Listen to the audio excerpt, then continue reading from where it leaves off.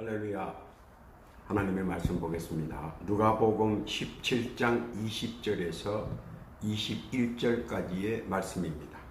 제가 받들어 봉독해 올리겠습니다. 바리새인들이 하나님의 나라가 어느 때에 임하겠나이까 묻거늘 예수께서 대답하여 가라사대 하나님의 나라는 볼 수 있게 임하는 것이 아니요 또 여기 있다 저기 있다고도 못하리니 하나님의 나라는 너희 안에 있느니라. 아멘. 기도합니다. 하나님 아버지 감사합니다. 복되고 귀한 시간 허락하여 주옵시고 또 이 시간 하나님의 말씀을 증거할 터이온데 주님께서 이 자리에 하감하여 주시옵시고 주의 뜻과 섭리만 나타나는 복된 시간이 될 수 있도록 하나님 인도하여 주옵소서. 시종을 주 앞에 의탁하오며 예수님의 이름으로 기도하옵나이다. 아멘. 할렐루야.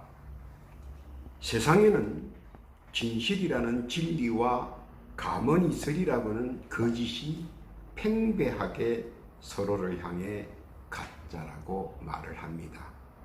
그런데 많은 사람들은 무엇이 진실이고 무엇이 거짓인지 분별을 잘 하지 못합니다. 그래서 늘상 무엇이 옳고 무엇이 그른지 헷갈립니다. 그러다 보니 당나귀 귀처럼 듣는 귀는 커가졌는데 이를 판단할 뜨거운 가슴은 언제나 새 가슴이 되어 이런들 어떠하리 저런들 어떠하리 하고 다수의 무리들 속으로 마음이 향합니다. 여기서 옳고 그름을 떠나 다수의 무리로 만들려면 사람이 듣기 좋은 소리와 기분 좋은 말로 현혹해야 하는데 여기서 일목을 담당하는 것이 바로 가문이슬입니다. 그리고 가문이슬을 정당화하기 위하여 또 다른 그럴듯한 가문이슬을 만들어냅니다. 그리고 진실을 향해 무언의 압박을 가합니다. 모른 척 하라는 말입니다. 자신의 목적을 달성하기 위하여 잠시 진실은 접어두고 거짓인 줄 알면서도 가문이슬을 이용하는 것은 필요에 따라 가문이슬이 뱀처럼 혹은 양의 탈을 쓴 이리와 늑대처럼 요리조리 여러 모양으로 변화무쌍하여 형편과 처지와 경우에 따라서는 이리저리로 요 모양 저 모양으로 종잡을 수 없이 달라져 그 모양을 알 수 없게 만듭니다. 그러한 가문이슬의 최종 목적은 오직 자기 자신의 목적 달성을 위한 도구로 사용하는 것이며 종래는 스스로도 가문이슬에 속아 마치 가문이슬이 진실인 양 떠벌리며 무엇인지 감도 잡지 못하고 오직 목적의 수단으로 이용할 뿐입니다. 말씀은 그것을 알기에 이렇게 충고합니다. 갈라디아서 6장 7절에 보면 스스로 속이지 말라. 하나님은 만홀이 여김을 받지 아니하시나니 사람이 무엇으로 심든지 그대로 거두니라. 권문의 말씀으로 가문이슬 하는 사람들에게 충고합니다. 진실의 말은 가슴 속에서 나오고 가문이슬은 입에서 나오며 진실의 말은 가슴으로 듣고 가문이슬은 귀로 듣는다는 것입니다. 보는 문, 듣는 귀는 가문이슬에 동화되기 쉬우나 가슴 속에 있는 마음은 가문이슬에 잘 동화되지 않습니다. 왜냐하면 진실이 무엇인지 가슴 속에 있는 마음은 먼저 잘 알고 있기 때문입니다. 그래서 말씀은 이렇게 권면합니다. 갈라디아서 5장 26절에 보면 헛된 영광을 구하여 서로 격동하고 서로 투기하지 말지니라. 우리들의 가슴 속에 있는 마음은 언제나 진실을 추구하고 간구하게 하나님으로부터 창조되어 있습니다. 그러므로 은연중에 기회가 있을 때마다 언제나 진실과 진리의 소리를 듣기 원합니다. 메마른 가슴에 단비를 내려 촉촉한 옥토의 마음판이 되기를 원한다 하는 것입니다. 이것은 하나님께서 진리의 진실을 알기 원하는 자들을 위하여 가슴 속에 남겨둔 것입니다. 그래서 마음은 언제나 하나님을 향하고 있습니다. 그리고 하나님의 모든 것을 사모하고 알기를 원하는 것입니다. 이러한 하나님의 뜻 깨닫기를 바랍니다. 사람들은 말합니다. 하나님의 나라가 어디에 있을까? 많은 사람들이 이구동성으로 알고 싶어하고 듣고 싶어하고 또 물어보고 싶어하고 또 궁금해서 여기저기 귀동냥을 하려고 합니다. 이때 많은 감언 이설들이 등장하여 그럴듯한 이설과 요설로 사람들의 관심과 흥미를 유발합니다. 그러나 하나님의 나라에 대하여 먼저 우리가 알아야 하는 것이 있는데 그것은 알고 싶어하는 하나님 나라에 대한 기초 지식이라는 것입니다. 기초 지식이 없으면 아무리 진실을 이야기해도 이해의 기초가 없어서 감동이 없고 무반응입니다. 설명을 해도 이해의 폭을 넓히지 못합니다. 바로 그럴 때 감언이설은 듣기 좋은 말, 또 알기 쉬운 말, 자연히 감언이설의 나락으로 떨어질 수밖에 없습니다. 왜냐하면 진실과 감언이설은 서로가 합할 수가 없기 때문입니다.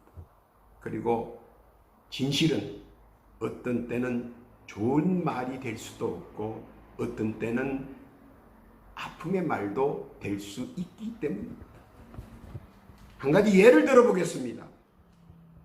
비주얼의 누에 고치가 성장하면 예쁜 나비가 된다고 합니다.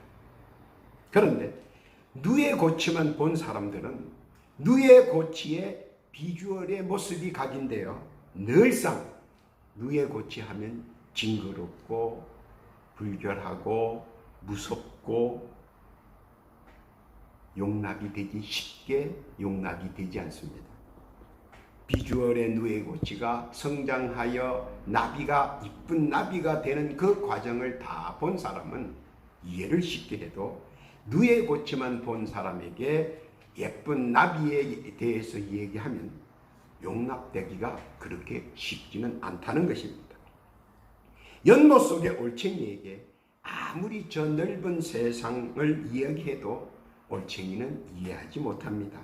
그리고 저 넓은 세상을 이야기를 하는 개구리에게 감언 이설의 거짓말장이로 더 나아가서는 협작꾼을 거짓말쟁이로 비난들을 합니다.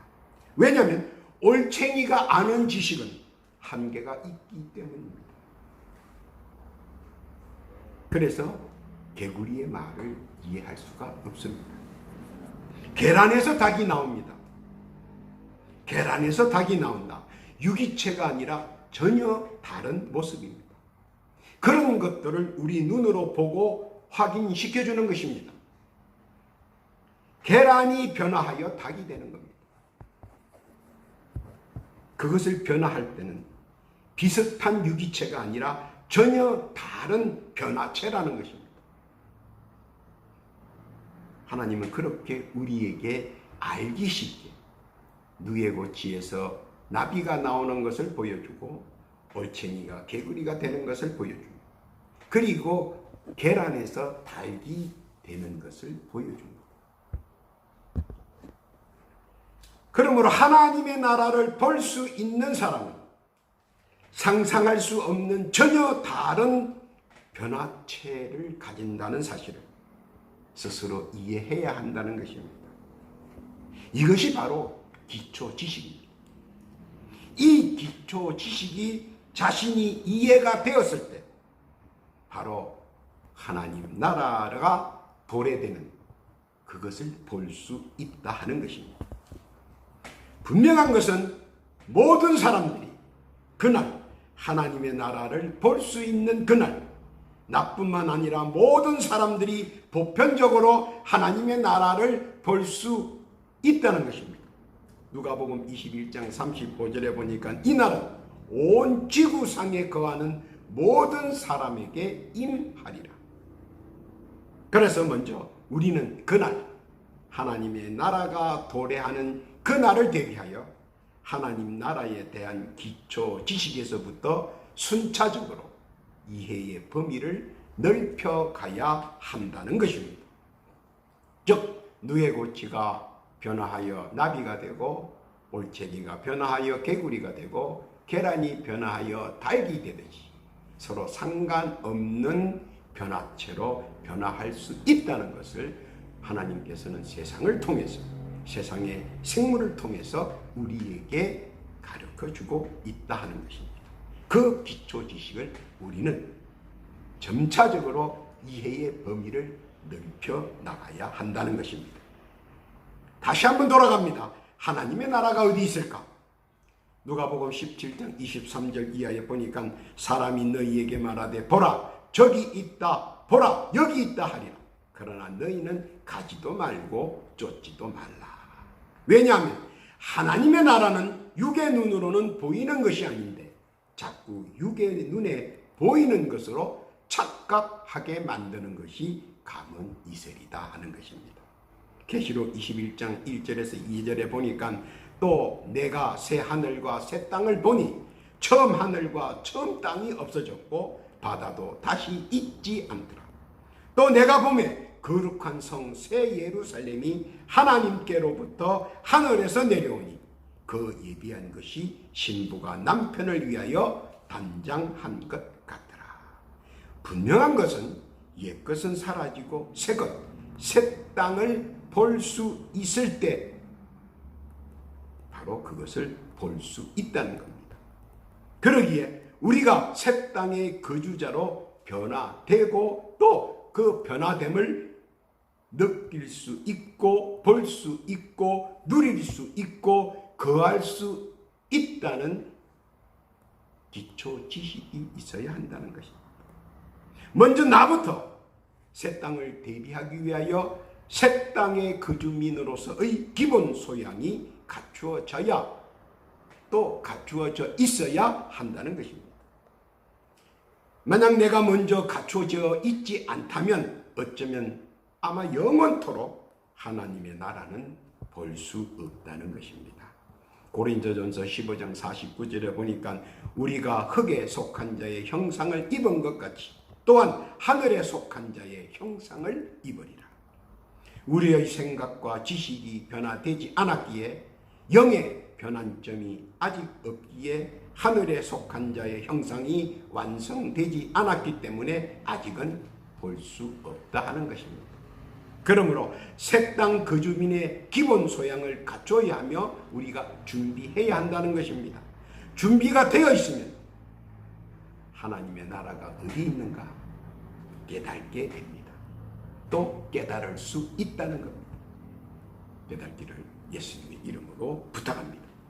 두 번째, 하나님의 나라는 그럼 어떻게 하면 갈 수 있을까? 아주 쉽습니다. 하늘의 시민권을 받아야 하나님의 나라에 가볼 수 있다 하는 것입니다. 빌립보서 3장 20절에서 21절까지 보니까 오직 우리의 시민권은 하늘에 있는지라 거기로부터 구원하는 자 곧 주 예수 그리스도를 기다리노니 그가 만물을 자기에게 복종케 하실 수 있는 자의 역사로 우리의 낮은 몸을 자기 영광의 몸의 형태와 같이 변케 하시리라. 국가의 시민권은 보통 국가에서 줍니다. 우리들도 하나님의 시민권을 받기 위해서는 하나님께 그 시민권을 받아야 합니다. 그런데 하늘나라의 시민권 하나님께서는 누구를 통하여 주느냐 하는 겁니다. 바로 예수 그리스도를 통해서 준다는 것입니다. 왜냐하면 하늘에 계신 하나님이 우리에게 줄 수는 없습니다. 그래서 예수 그리스도를 통하여 우리에게 준다는 겁니다. 그리고 신권이 없는 사람은 둘 중에 하나를 선택해야 됩니다. 왜냐하면 하나님 나라에 들어갈 수 없으면 둘 중에 하나는 들어가야 되는데, 그것은 뭐냐? 바로 지옥 형벌이냐 아니면 무적행이냐. 예수님께서는 알기 쉽게 부자와 나사로를 통해서 예를 들어주셨습니다. 그리고 요한계시록에서 유황불못으로 또 무적행으로 고통의 형벌을 예시해 주셨습니다. 그래서 딱 하나입니다.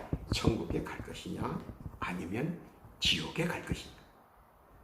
형벌은 죄를 지었을 때고 착실히 진실함과 거룩함으로 시민권의 자격을 갖춘 하늘의 시민권자들에게는 그러한 것들이 무용지물입니다. 지옥, 형벌, 무적행 다 하늘의 시민권을 가진 자에게는 무용지물이라는 것입니다.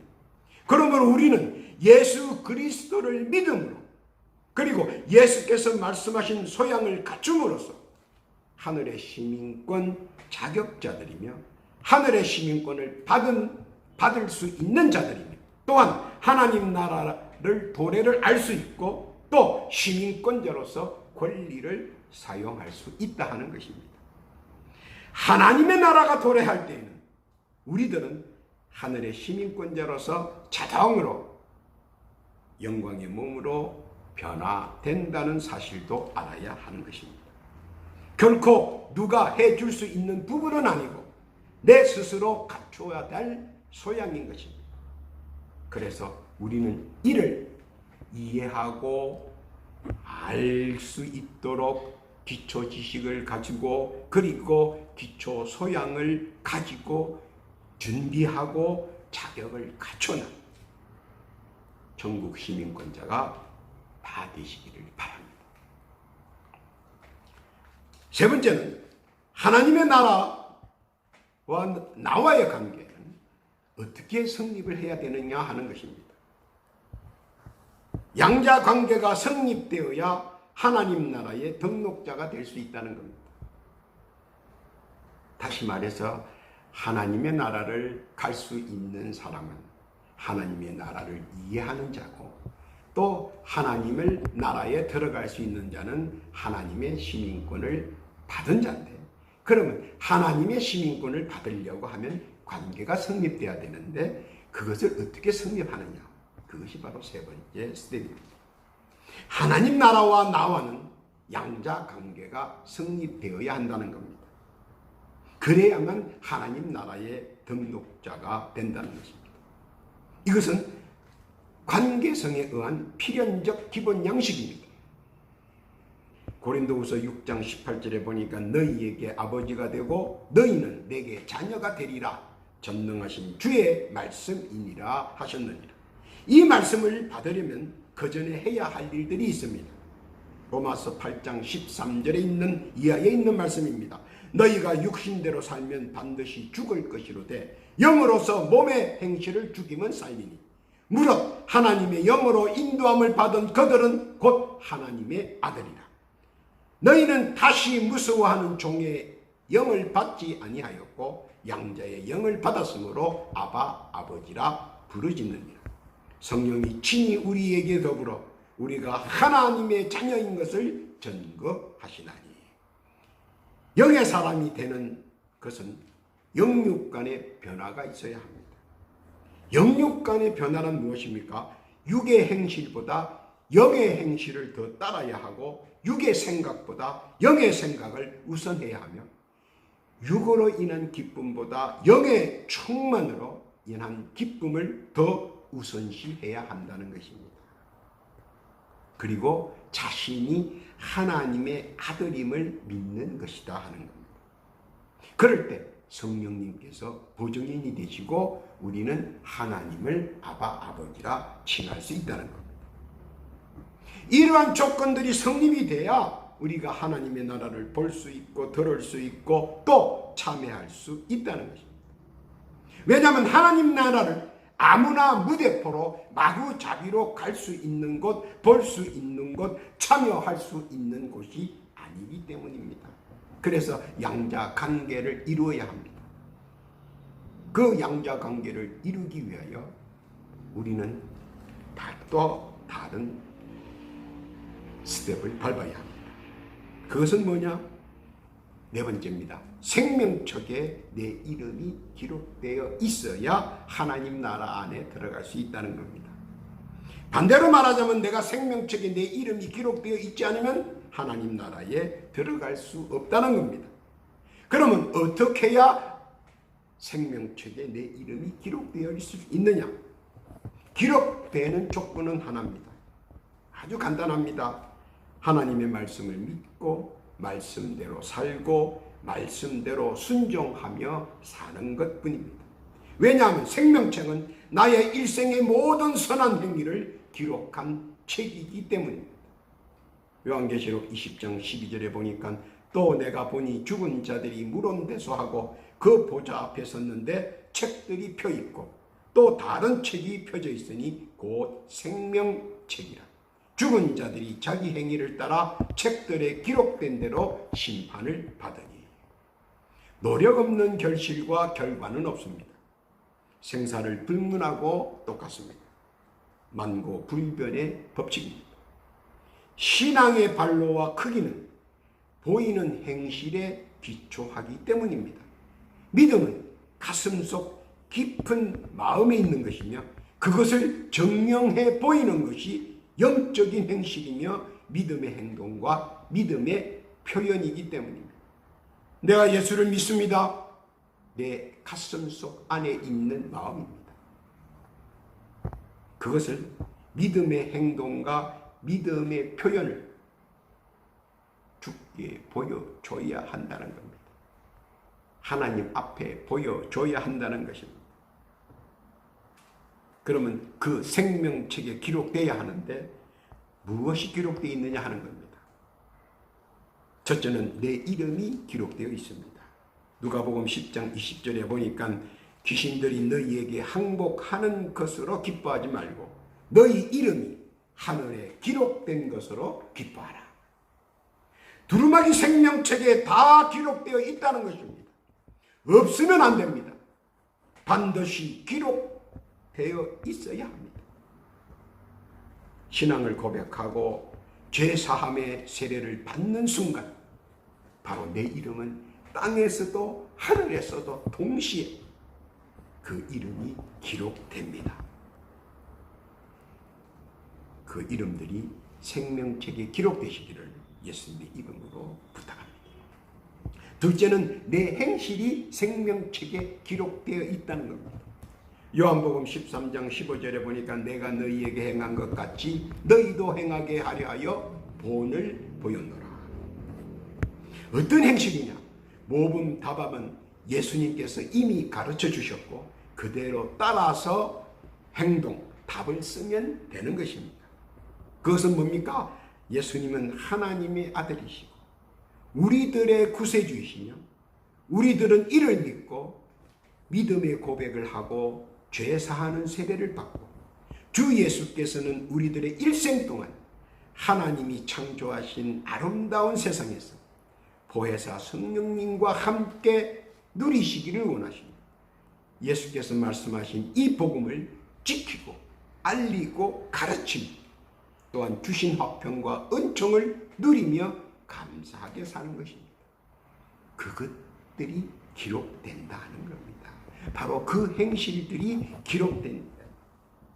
그리고 그날, 즉 하나님의 나라가 도래하는 그날이 다가오면 변화된 내가 하늘의 시민권을 가지고 하나님을 아바 아버지라 부르며 천국 입성 때 생명책에 기록된 나의 이름과 행실로 우리가 받을 분복을 마음껏 받아 누리며 하나님 나라에서 영원한 복음을 소유하고 세세토록 누린다는 겁니다.